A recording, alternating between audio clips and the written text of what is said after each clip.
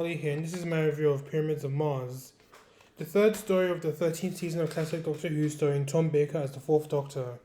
Pyramids of Mars is the 82nd story overall. It's 4 parts long and is written by Robert Holmes and Louis Griefer under the pseudonym of Stephen Harris. So the plot of the Pyramids of Mars is as follows.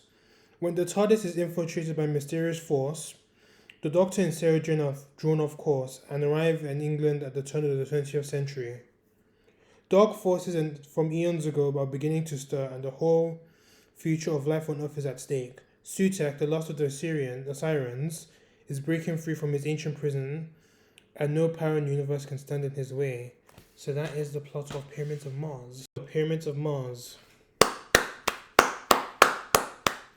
What a phenomenal story! Without a doubt, one of the very best of the Tom Baker era and classic Who overall. At one point, Pyramids of Mars was actually my favorite Tom Baker story of ever, but then obviously I found my ultimate favorite Tom Baker story, which actually comes up in season 15. The production of Pyramids of Mars is actually very good and very well done. I like the priory where the story is mainly set in. It looked very gothic and very mysterious.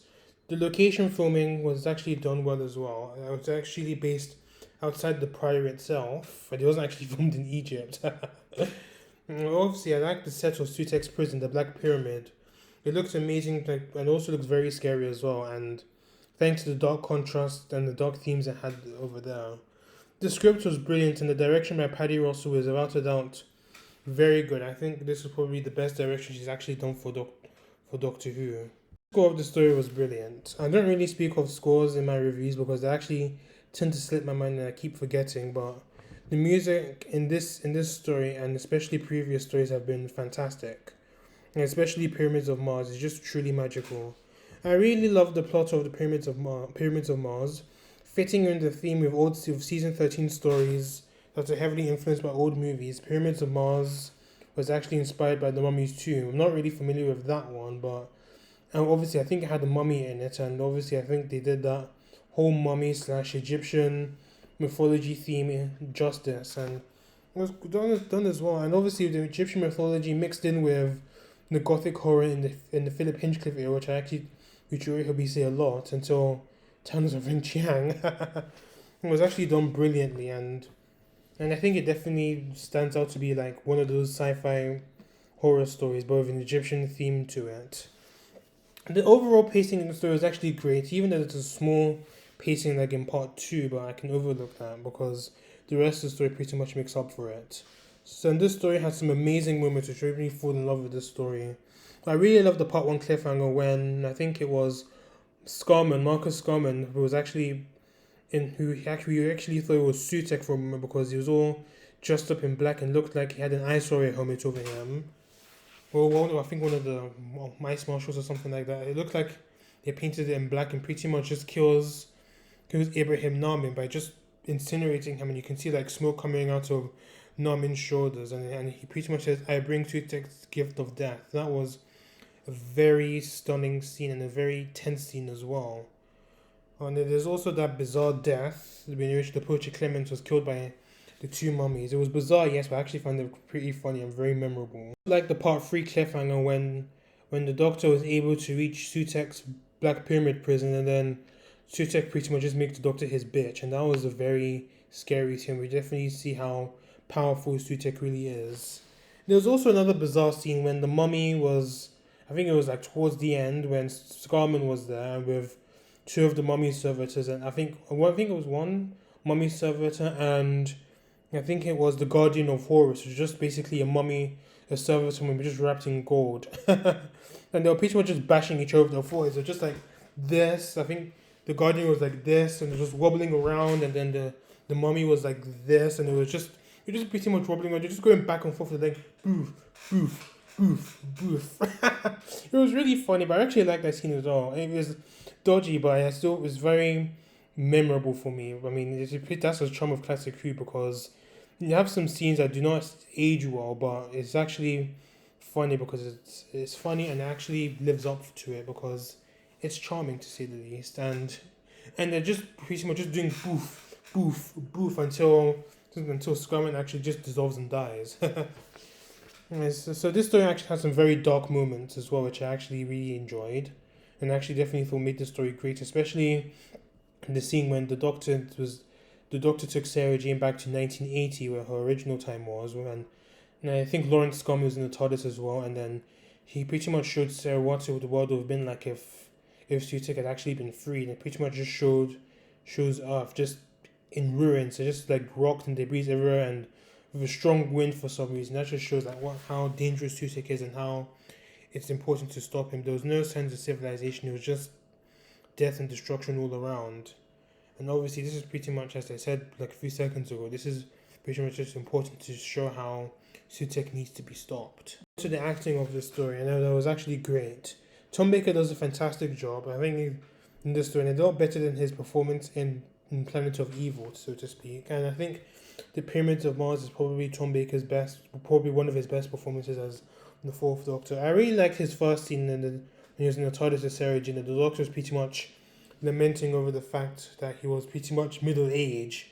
I think thus that was his whole "I Walk in Eternity" speech, and it sounded of serious, but definitely got a bit humorous later on. I think he expresses his boredom because he was very getting tired of just running around doing stuff for the Brigadier and unit, and Sarah just pretty much just tells him like, why don't you resign if you're tired from unit? And I think this is pretty much a sign where I think this is definitely like signaling the end of unit, and this is pretty much just one of the final nails of the coffin to like signal the end of unit, because the Brigadier is no longer in this. The Brigadier has pretty much had his last unintended appearance in Terror of the Zygons, and Benton will soon make his final appearance in the following story, the Android Invasion. But I also found that scene quite sweet, to be honest, because the Doctor actually mentions his former companion Victoria Waterfield, who travelled with him during the Doctor's second incarnation, and she was mentioned because Sarah Jane was wearing a dress that she used to wear. Fun fact: Sarah Jane Smith actually meets Victoria in the spin-off movie that was released in 1995. I think it was called Downtime. I think it had the Yeti, the Brigadier, Unit.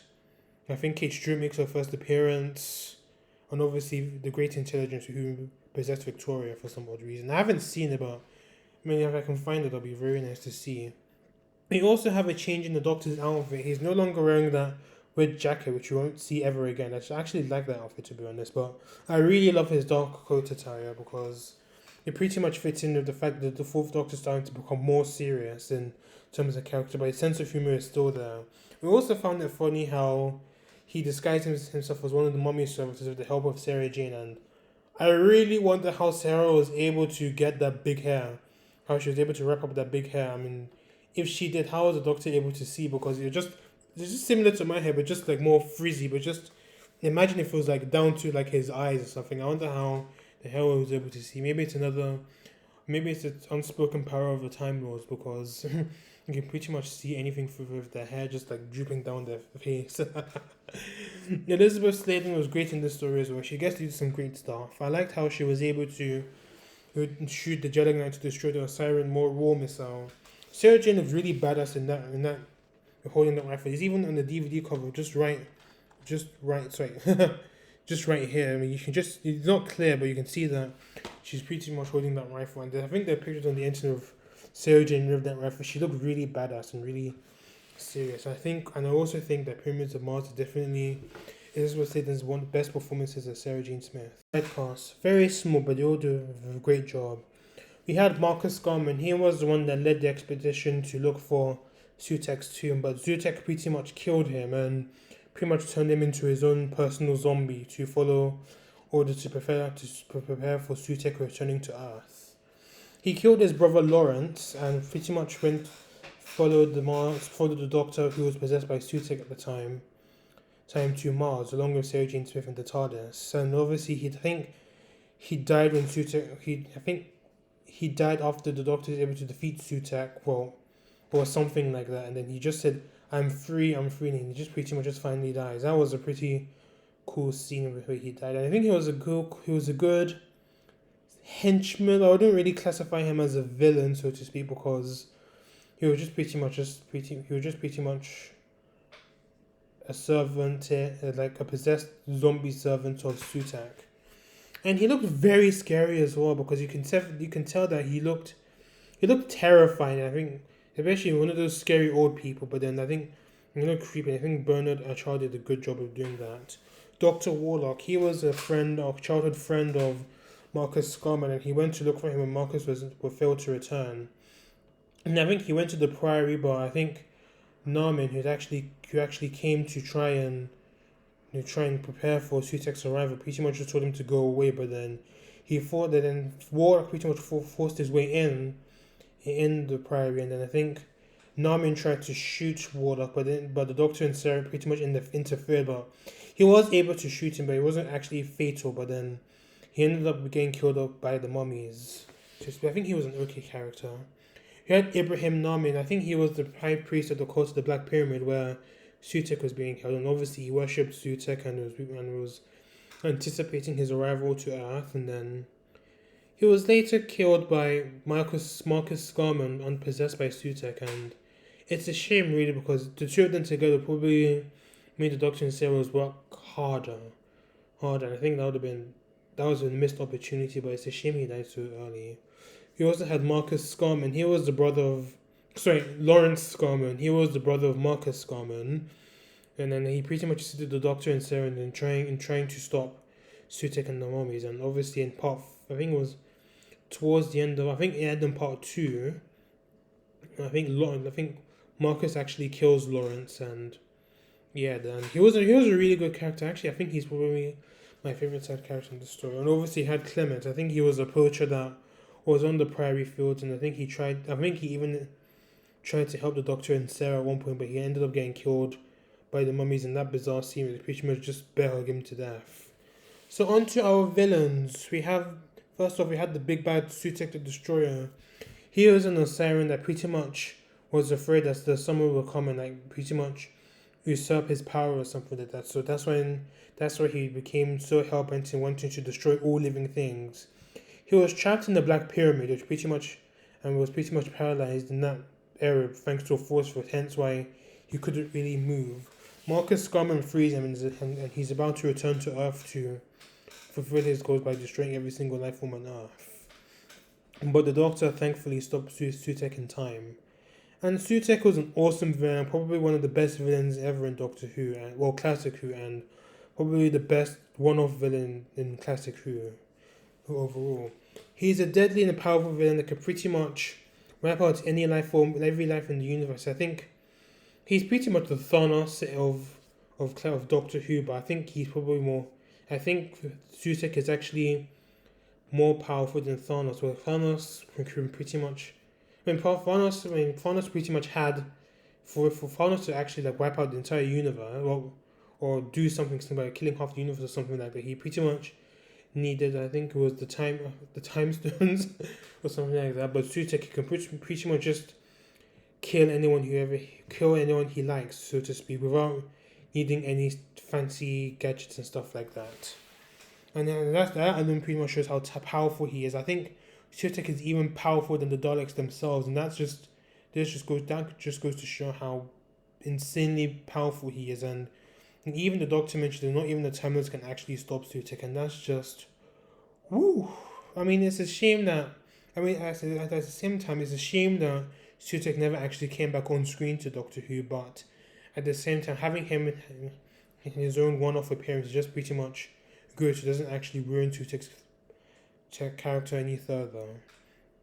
And Sutek, he's voiced by Gabriel Wolf, and Wolf didn't really need to like shout and be hammy to like prove how powerful he is, how scary and intimidating he is. And I will act hammy like probably what Davros did in Genesis the Daleks and other Dalek stories. I mean, Gabriel Wolf pretty much says his lines coldly and is downright frightening. I think having a villain that pretty much delivers their lines coldly as opposed to like shouting and acting so theatrical is actually more effective than that. And Gabriel Wolf actually returns to voice the Beast in the new Doctor Who series 2, in the Satan Pit and the Impossible Planet 2-parter, and that was a great one as well. Also had the Servitor Mummies. They were the robot servants of Sutek that helped carry out tasks such as building the Osirian missile and pretty much killing anyone that got in their way. They were good. I like the fact that they never really spoke, and I think that's what made them scary. But they did look pretty ridiculous because they looked rather beefy and chunky, and with their chest, that'll make Lara Croft in 1996 triangular, square, pointy boobs look normal. Even though this is me comparing a video game to something that was in the 1970s. In terms of faults, I didn't really have a whole lot of faults other than the pacing lag in part 2, but as I said before, that can be pretty much overlooked. So to conclude, Pyramids of Mars is pretty much a quintessential story in the Philip Hinchcliffe era of producing. And it definitely has the gothic elements that popularized the early portion of the Tom Baker era. Filled with great performances and iconic villains such as Tutek the Destroyer, I give Pyramids of Mars a perfect 10 out of 10. So my next review will be The Android Invasion. Thank you for watching this review. Please let me know your thoughts of Pyramids of Mars in this review. Please subscribe to my channel if you haven't done so already, and join my Discord server, which is in the description box. Until then, see you later.